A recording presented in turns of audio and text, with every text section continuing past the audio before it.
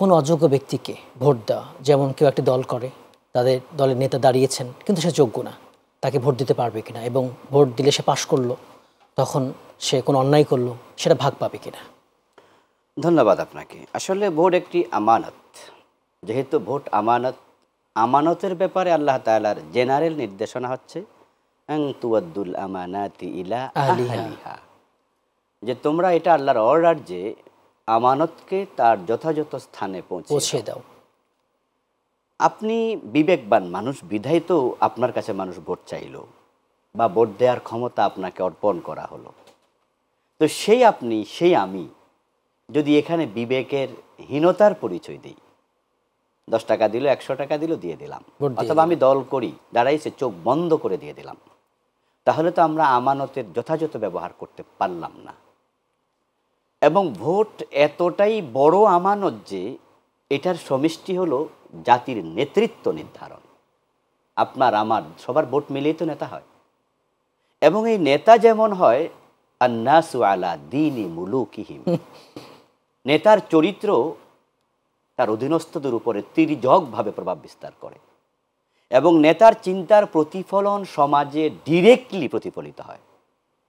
যে সমাজের নেতা যেমন হয়, সে সমাজের মানুষকে সেইভাবে তারা আপনার বড় করে তোলে, এবং সেভাবে কি তারা তাদেরকে প্রমোট করে। রাসূলুল্লাহ সাল্লাল্লাহু আলাইহি ওয়াসাল্লামের যুগটার দিকে আমরা তাকালে দেখব, ওনার নবুয়তের আগের যুগ এবং পরের যুগ, আকাশ এবং পাতাল ব্যবধান। নেতৃত্ব আগে ছিল আবু জেহেলের নেতৃত্ব, এখন মুহাম্মদুর রাসূলুল্লাহ সাল্লাল্লাহু আলাইহি ওয়াসাল্লাম। আবু জেহেল যখন নেতা, যুগ তখন জাহেলিয়াত। রাসূল সাল্লাল্লাহু আলাইহি ওয়াসাল্লাম যখন নেতা, যুগ তখন খায়রুল কুরুনি কারনি।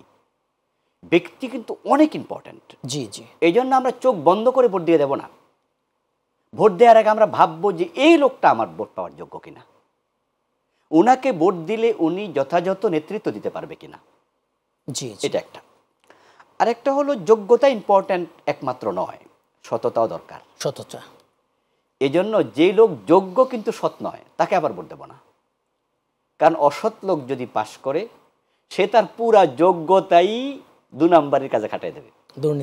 দুর্নীতি, জুলম, অত্যাচার। মানে তার যোগ্যতা যা আছে, যেহেতু সে যোগ্য, অসততা সবটাই যোগ্যতার সাথে সে ব্যয় করবে।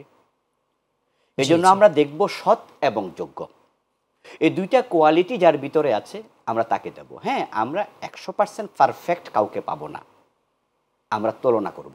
জি জি, যে 2 জন, যে 3 জন, যে 5 জন দাঁড়িয়েছে প্রার্থী, তার মাঝে কে অধিকতর সৎ, কে অধিকতর যোগ্য। যদি আপনার ভুল সিদ্ধান্তের কারণে একজন অযোগ্য লোক নেতা হয়ে যায়, অসৎ লোক নেতা হয়ে যায়, আপনার সাপোর্টের, আমার সাপোর্টের কারণে, তাহলে হাদিস হচ্ছে আদ-দাল্লু আলাল খাইরি কাফাইলিহি ওয়াদ-দাল্লু আলা শাররি কাফাইলিহি।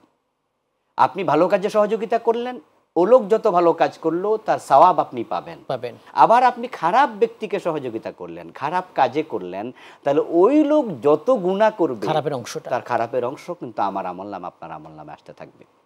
আপনি হাজী সাহেব, আপনি ভালো মানুষ, আপনি চোর না, কিন্তু ভোট দিলেন চোরকে। সে আপনার ভোট পেয়ে নেতা হলো, দেশের টাকা চুরি করলো, গম চুরি করলো, টিয়ার কাবিখার জিনিস চুরি করে ফেললো, কিন্তু আপনার ভোটে তো, আমার ভোটে তো নেতা হলো।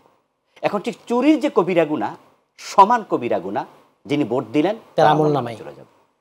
এটা কিন্তু বিশাল ব্যাপার। এমনিতে আমরা নিজের গুনাহ নিয়ে টেনশনে আছি, আবার আরেক বেটারে ভোট দিলাম, এই বেটার 5 বছরের সব কবিরা গুনাহ আমার আমলনামায় আসবে। উপায়টা হবে কি?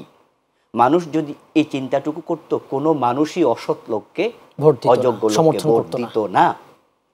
দেখুন, আপনি লক্ষ্য করে যে আল্লাহর বক্তব্য কি, তাআওয়ানু আলাল বিররি ওয়াত তাকওয়া ওয়ালা তাআওয়ানু আলাল ইসমি ওয়াল উদওয়ান, যে তোমরা প্রত্যেকটি ভালো কাজে সহযোগিতা করো যতটুকু পারো, কল্যাণকর কাজ। ঠিক একই ভাবে বললেন আবার অকল্যাণকর কোনো কাজে, খারাপ কোনো কাজে সহযোগিতা করো না।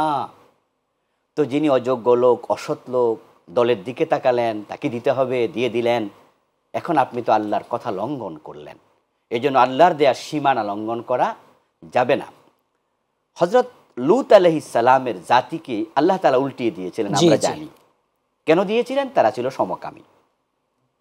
আল্লাহর গজব আসলো, জমিন উল্টিয়ে দেয়া হলো। ফেরেশতা যেদিন গজব দিলেন, সেদিন বললেন যে আপনি আপনার অনুসারীদেরকে নিয়ে চলে যান, আল্লাহ বলেছে রাতের বেলা, কিন্তু আপনার স্ত্রীকে নেবেন না, তাকে নিতে আল্লাহ বারণ করেছেন। জি, জি। কানাত মিনাল গাবিরিন, সে পশ্চাৎগামীদের অন্তর্ভুক্ত। অন্তর্ভুক্ত। অথচ প্রশ্ন হলো, তাদের অপরাধ ছিল পুরুষে পুরুষে তারা জেনা করত। তো লূত আলাইহিস সালামের স্ত্রী তো মহিলা মানুষ, উনি তো পুরুষই না, তো উনার উপরে গজব আসলো কেন? তাফসীরে পাওয়া যায় তিনি তাদের সহযোগী ছিলেন, সমর্থক ছিলেন। সমর্থক। এই জন্য আল্লাহ গজব থেকে তাকে রেহাই দেন নাই। তাই আমাদেরকে ওই ফেতনা থেকে আল্লাহ তাআলা বেঁচে থাকার জন্য বলেছেন, যে ফেতনা আসার পরে মহামারী আকার ধারণ করে। আর মহামারী আকার ফেতনা তখনই ধারণ করে যখন নেতৃত্ব খারাপ হয়ে যায়, যে সমাজের নেতারা খারাপ হয়ে যায়, সে সমাজটাই খারাপ হয়ে যায়, খারাপ হয়ে যায়। তখন ওই সমাজে আল্লাহর গজব আসে, আজাব আসে। সুতরাং বুঝে শুনে ভোট দিতে হবে। অযোগ্য অসৎ মানুষ আমার দলের লোককে আমার বাবা হলেও ভোট দেব না।